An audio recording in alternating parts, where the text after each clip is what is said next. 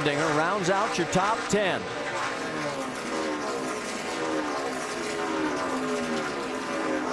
And there's Allmendinger in the 43. You see the gap between all three of those cars. Whoa, Hamlin got a little loose.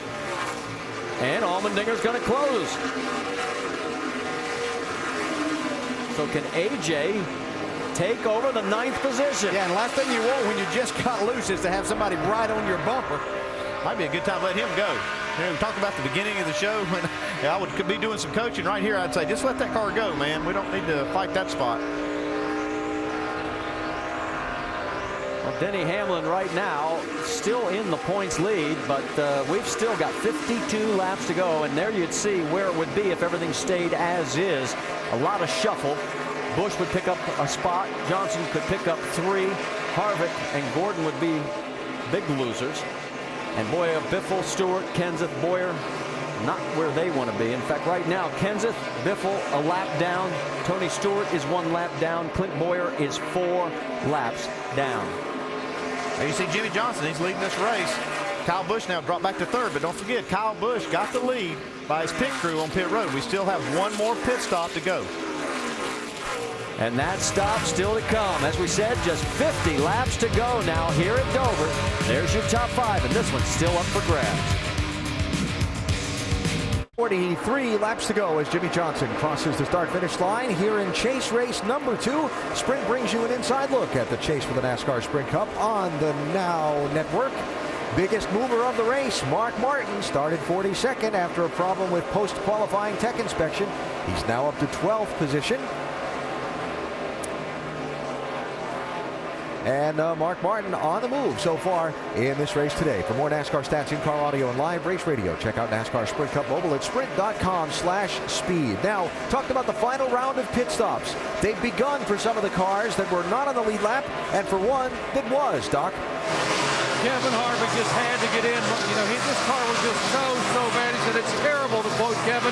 So loose in, so loose off, would not roll the center. He is down and away. That should be the final stop of the day.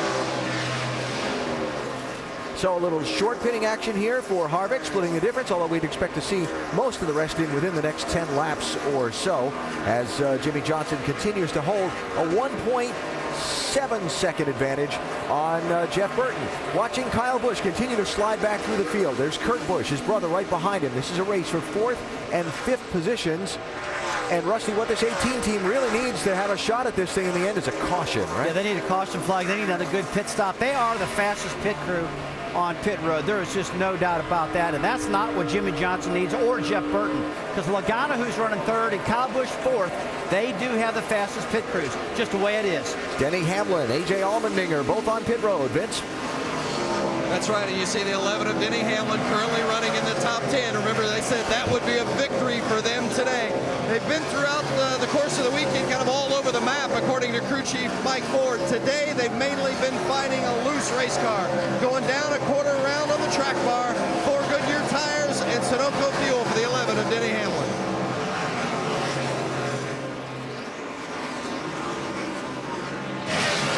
Jeff Gordon in for what should be his final stop of the day. Chassis adjustment. Jeff said he could not turn the steering wheel at all and get the car on the right rear tire. The car was so loose in and so loose off, he had to drive it straight in and straight off the corner. 4 tires on trouble with the left front here to get his car to get a load nut off. Now he is down and away. That cost him about 2 extra seconds. 20 car on pit road. Joey Logano running in the top 5 in the last 100 laps. Minor air pressure adjustment for Logano. The car has been that good over the long run. He is down and away.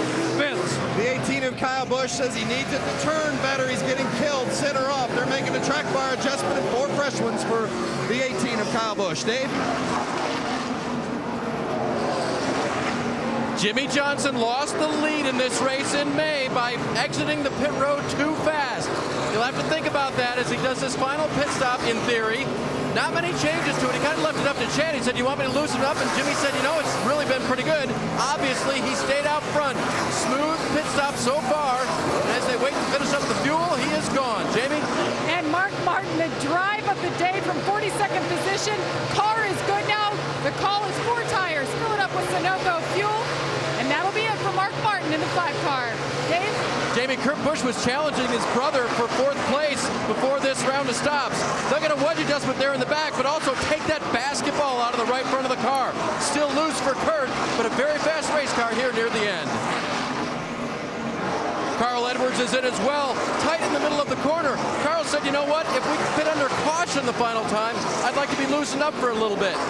But if we pit under green, let's not make any changes. So we'll see if there go any wrenches to the back of the car. Yes, they are going to make a change. Bob and Carl talked about it a little bit further. That's a track bar adjustment. Again, Carl saying just a little bit tight in the middle of the corner. More tire stop for the 99.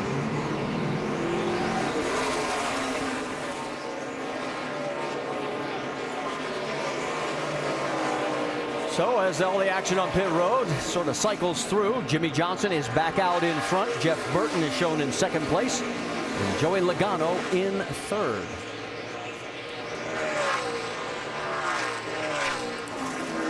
And as he comes by the stripe this time, there'll be 34 laps to go. And as of right now, we're waiting for NASCAR scoring to cycle through, but it looks like there'll be a total of 17 cars on the lead lap.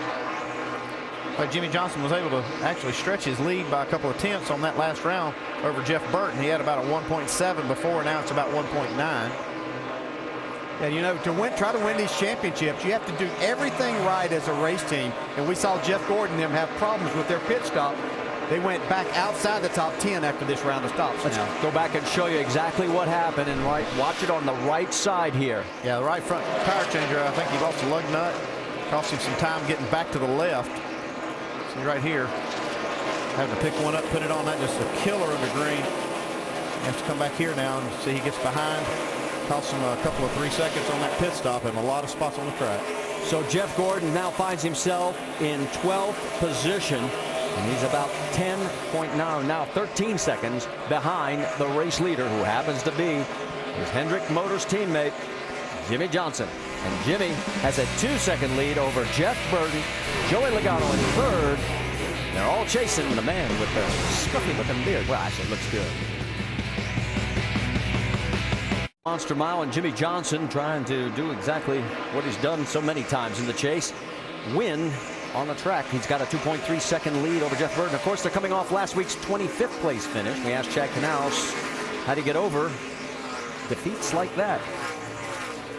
As soon as we cross the start-finish line at an event, we are on to the next week. Obviously, you have to go and recap and get your notes and things organized and assess what happened the week before.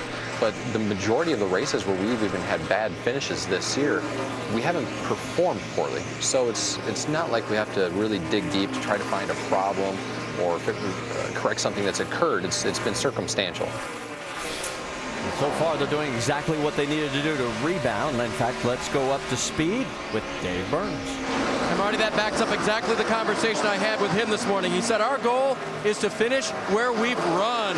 Well, they've run in the front all day today, so they're looking good that way. Another thing it backs up is last week they had a problem in the pits. I said, did you make any changes this week? He said, nope, but I am hoping for better performance. Now, they struggled a little bit early, but they've hit it the rest of the way, and the driver's done his job too. Jamie? And behind him, Jeff Burton. Remember, Jeff Burton has had some success here. He won his first race for RCR back in 2006. And just last spring, here in May, he finished 2nd. This car has come to life. The last round of stops, no changes. 4 tires was the call as the car continues to get faster, Dave. Well, what a recovery for Kurt Busch. I sat in the hauler this morning talking to crew chief Steve Addington.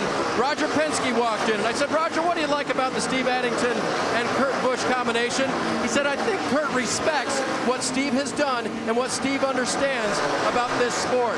And certainly after Kurt pulled himself together, he's realized that the changes they made on that car have helped it work its way back to the front. Carl Edwards has run very well today. Right before, or actually right after that round of pit stops, he called in and said, what position am I in? Let's go get him. He got encouragement from Bob Osborne, his crew chief. We'll see how many positions he can make up here before the end. It's been a good, solid day for the 99 bunch. Jamie? And Cliff Boyer in the 33. His day has just gotten, his week has gotten from